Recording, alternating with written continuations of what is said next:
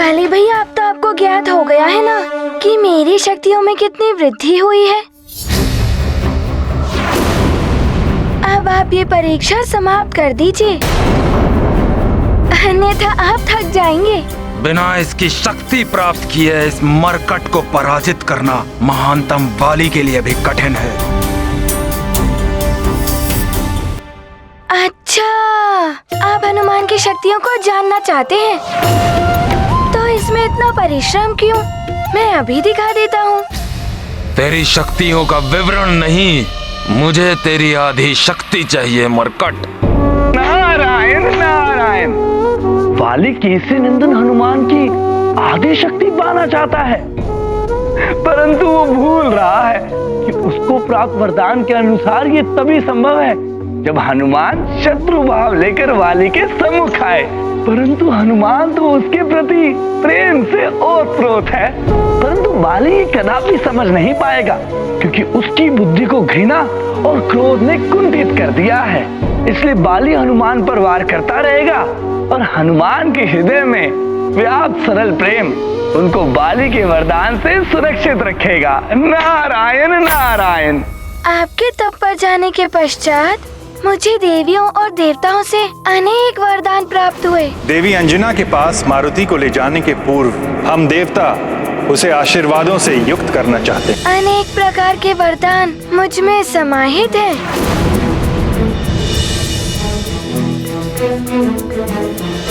मैं अभी आपको दिखाता हूँ।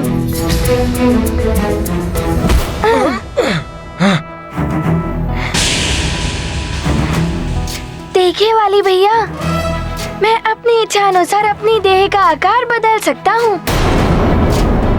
अभी दिखाता हूँ। मैं ब्रह्मा तुम्हें वरदान देता हूँ, तुम इच्छाधारी होगे। जब जैसा रूप धारण करना चाहोगे तुम कर सकोगे।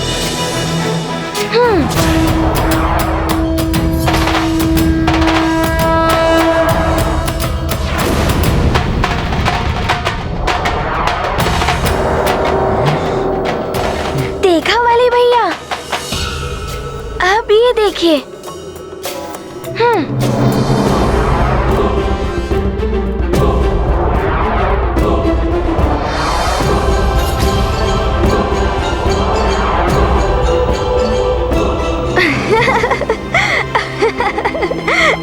अरे कहाँ चला गया मरकट?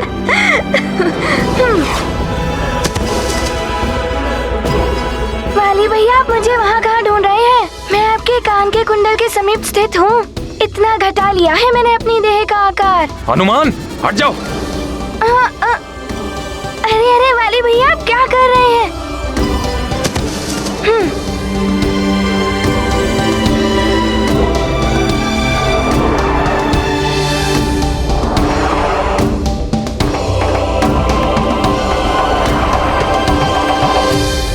वाली भैया, आपको ज्ञात है मैं अपनी श्वास के प्रवाह से बड़े बड़े पर्वत हिला सकता हूँ। अभी दिखाता हूँ।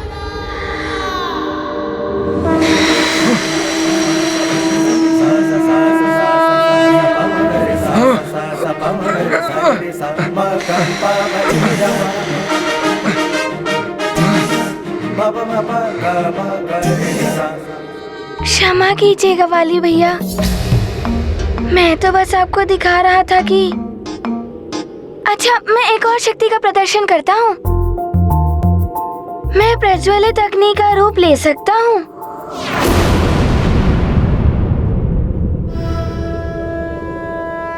मैं अग्निदेव तुम्हें वरदान देता हूँ कि कितनी भी भीषण अग्नि हो, उसकी ज्वाला तुम्हें किसी भी प्रकार से हानि नहीं पहुँचाएगी।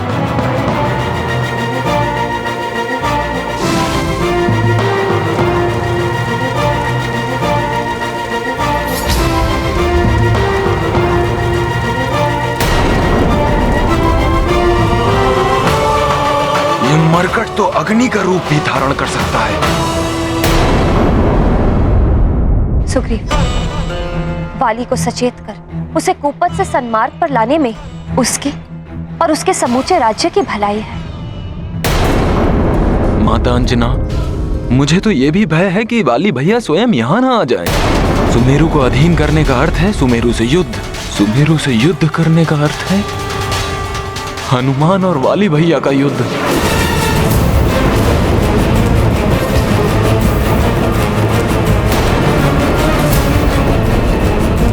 जो वाली भैया के लिए घातक सिद्ध हो सकता है। हाँ पुत्र सुग्रीव, इस बात का भय तो मुझे भी है। मैंने मित्र ऋक्षराज को वाली की सुरक्षा का वचन दिया है। वो यहाँ आ गया तो उसकी रक्षा करना कठिन हो जाएगा। किसी प्रकार वाली को सुमेरु और हनुमान से दूर रखना होगा।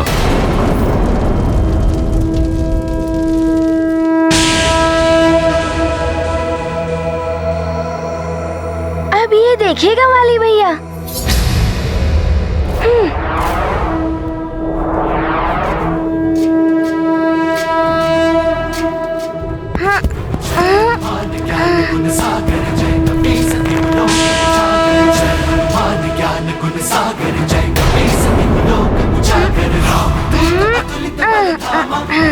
ये मरकट कहीं इस पर्वत को उठाकर मेरे ऊपर तो नहीं फेंकने वाला।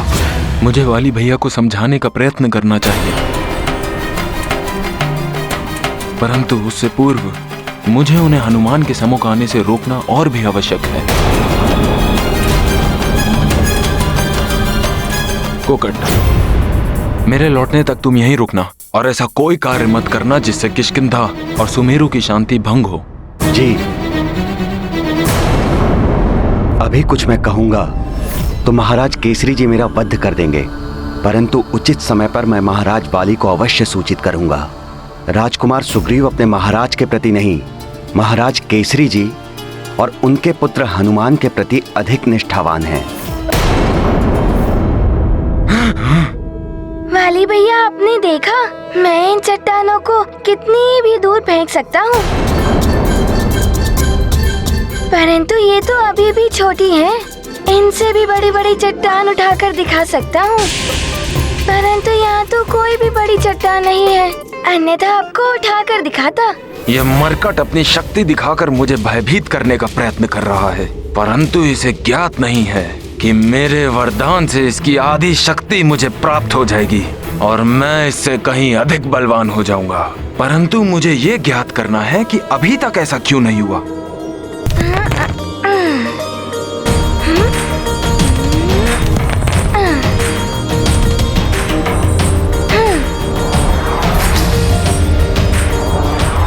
कितने भोले और निष्कपट हैं हनुमान। वाली के घृणित प्रयोजन का उन्हें लेश मात्र भी अनुमान नहीं है। परंतु माधव, एक बात समझ में नहीं आई कि वाली हनुमान के प्रेम से परिपूर्ण निर्मल पवित्र मन को क्यों नहीं देख पा रहे हैं। प्रिय, जिस व्यक्ति के हृदय में घृणा और प्रतिशोध के भाव वास करते हैं, उसकी दृष्टि कुछ भी अच्छा नहीं देख पाती। वो अन्य लोगों में भी अपनी प्रतिछाया ही देखती है। ऐसे व्यक्ति स्वयं के प्रति सुविचार रखने वालों को भी अपमानित और तिरस्कृत करते हैं। यदि वाली हनुमान के प्रति शत्रु भाव त्याग दे तो हनुमान उसको आधी क्या अपनी संपूर्ण शक्ति समर्पित कर दे।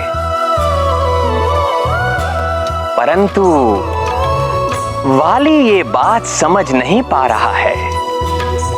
सत्य है, घृणा से वशीभूत होकर व्यक्ति धर्म अधर्म, अपना पराया और यहां तक कि अपने हित अहित के विषय में भी कुछ समझ नहीं पाता, जिसका परिणाम सदैव उस व्यक्ति का विनाश ही होता है।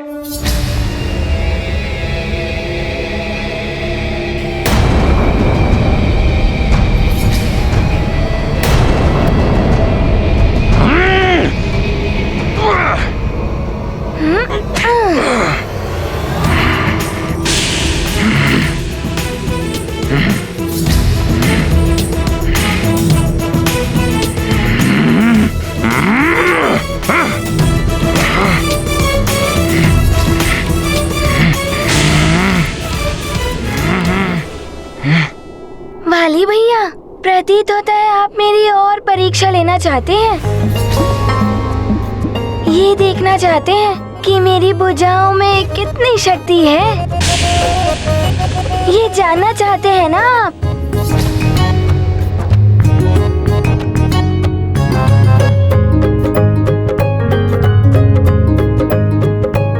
क्यों वाली भैया, अब तो आप जान गए ना कि मेरी भुजाओं की शक्ति में कितनी वृद्धि हुई है।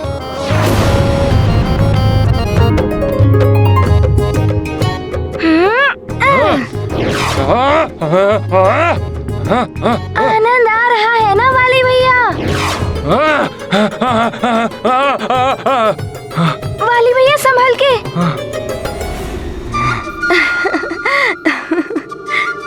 वाली भैया, अब तो आप संतुष्ट हैं ना कि आपकी अनुपस्थिति में हनुमान ने समय व्यर्थ नहीं किया? अब तो मेरी परीक्षा पूर्ण हुई ना, तो हनुमान को अपने गले से तो लगा लीजिए।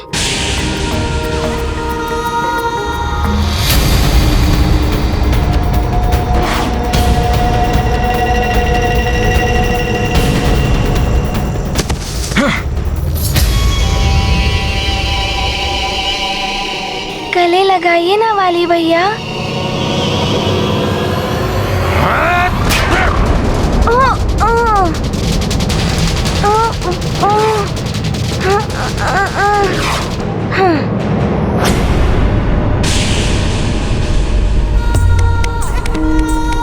वाली भैया, और कितनी परीक्षा लेंगे मेरी?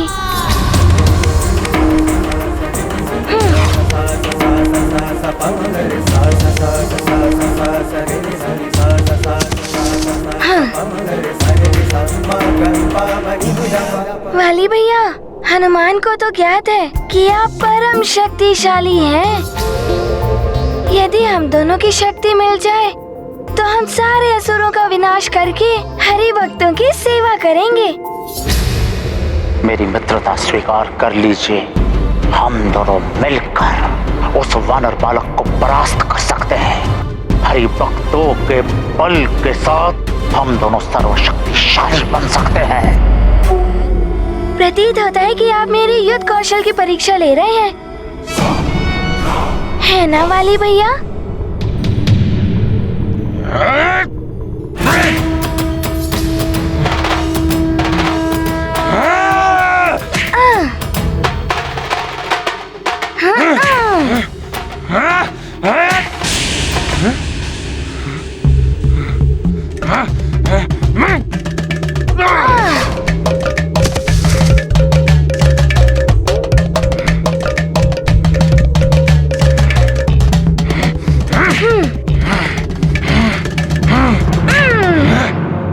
वाली भैया को क्या हो गया है?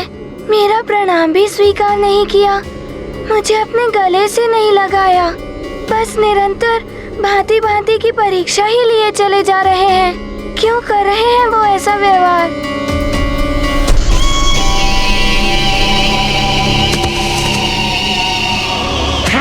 वाली भैया, अरे वाली भैया, नीचे उतारिए मुझे वाली भैया। वाली भैया, ये आप क्या कर रहे हैं वाली भैया?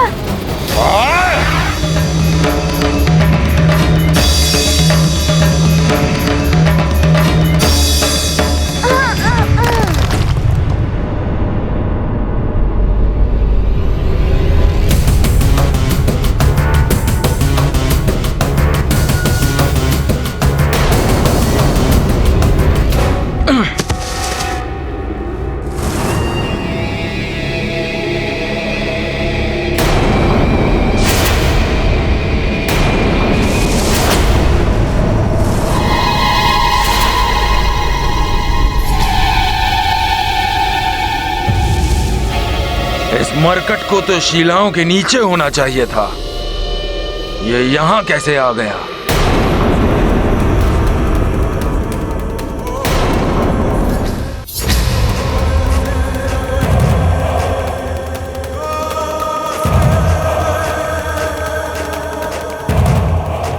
कायरों के भांति छुपो नहीं, सामना करो मुझ महानतम वाली का।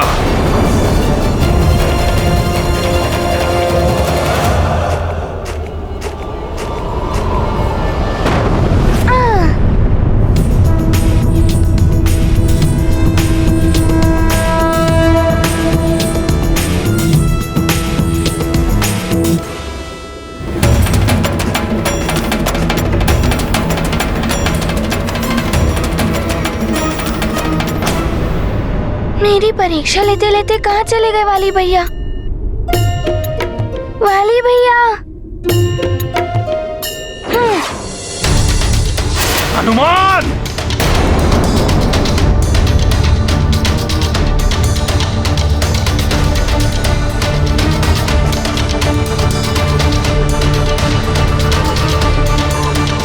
वाली भैया किसका पीछा कर रहे हैं? हनुमान!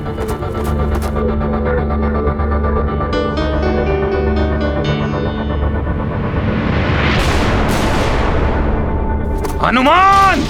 कहाँ हो? ये तो बड़ी तीव्र गति से मेरे पीछे आ रहे हैं। इन्हें यहाँ पहुंचकर मुझे पकड़ने में अधिक समय नहीं लगेगा। मुझे इन्हें भ्रमित करने के लिए कोई और उपाय सोचना होगा।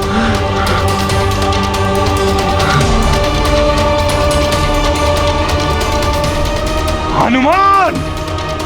यदि साहस है तो सामने आओ मेरे। वीरों की भांति युद्ध करो मुझसे। बहुत गर्व है ना तुम्हें अपनी शक्तियों पर? तो आओ, मुझ महानतम वाली पर अपनी शक्तियों का प्रयोग करो। कायरों की भांति छुपो नहीं, मेरे सामने आकर युद्ध करो मुझसे।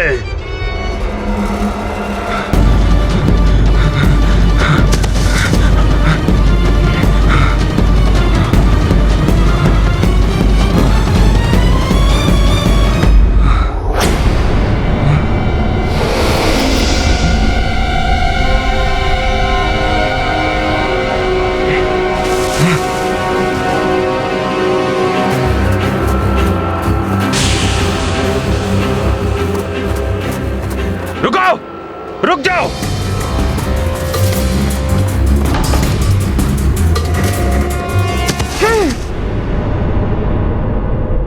कहाँ चले गए दोनों? अभी तो यहीं थे।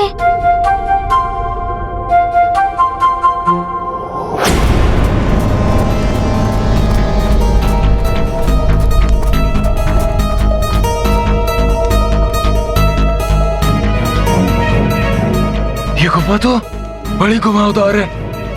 इसमें तो कोई भी खो सकता है। ये इसमें वाली भैया थोड़ी देर के लिए भी घूम जाए तो मुझे हनुमान को उनके समूह आने से रोकने का अवसर मिल जाएगा। हनुमान!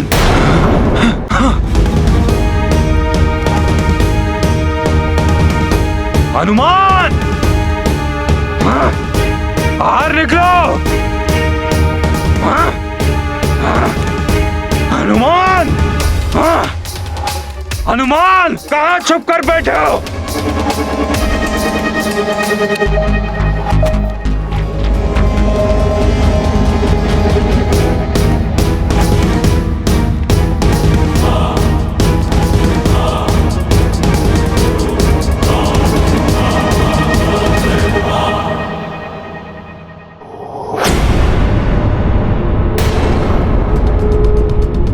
अवश्य वे दोनों इसी गुफा के भीतर गए होंगे।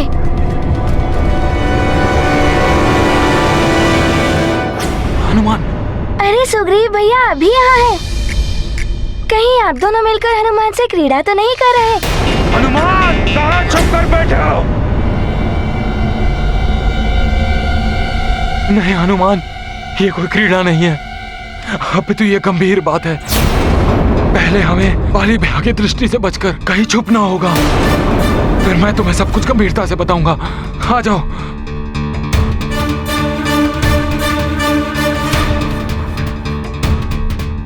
क्या हुआ सुग्रीव भैया? आप मुझे वाली भैया से क्यों छुपा रहे हैं? उन्हें भी आप बुला लीजिए ना। हनुमान, वाली भैया में बहुत ही परिवर्तन आ चुका है। हमें उनसे छुपना आवश्यक है। हनुमान!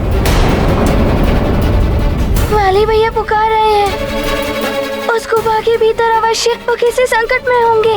नहीं नहीं हनुमान, तुम उनके पास नहीं जा सकते। वाली भैया संकट में नहीं है, बल्कि वाली भैया हमारे लिए संकट है। ये आप क्या कह रहे हैं सुग्रीव भैया? मेरा विश्वास करो हनुमान, जब से वाली भैया तप पूर्ण करके लौटे हैं, उनके स्वभाव में परिवर्तन आ गया है। मुझे इस घुमावदार गुफा में भटका कर ये मत सोचो कि तुमने बहुत चतुराई का काम किया है। कभी न कभी तो तुम्हें मेरे सामने आना ही होगा। तू अभी आओ मेरे सामने। हाँ। मैं तुम्हें वाली भैया के बारे में सब कुछ बताऊंगा, परंतु यहाँ नहीं, सुमेरु चलकर। वहाँ तुम्हारी आवश्यकता है। क्या सुमेरु में मेरी आवश्यकता है? वहाँ सब सकुशल तो है ना? इतना अधिक में बताने के लिए समय नहीं है हनुमान। बस इतना समझ लो कि तुम्हें वाली भैया से कदापि नहीं मिलना है और अतिशीघ्र सुमेरु पहुँचना है। परंतु हनुमान, मैं तुम्हारा प्रिय मित्र हूँ, विश्वास करो मेरा हनुमान, और शीघ्र सुमेरु के लिए प्रस्थान करो। हनुमान! हनुमान! हनुमान, इसके पूर्व वाली भैया यहाँ आए। तुम शीघ्र ही सुमेरु पहुँच जाओ हनुमान। जी सुग्रीव भैया। वाली भैया में ऐसा क्या परिवर्तन आ गया है? और सुग्रीव भैया मुझे बार बार शीघ्र सुमेरु पहुंचने के लिए क्यों कह रहे थे? कुछ तो गंभीर बात अवश्य ही है।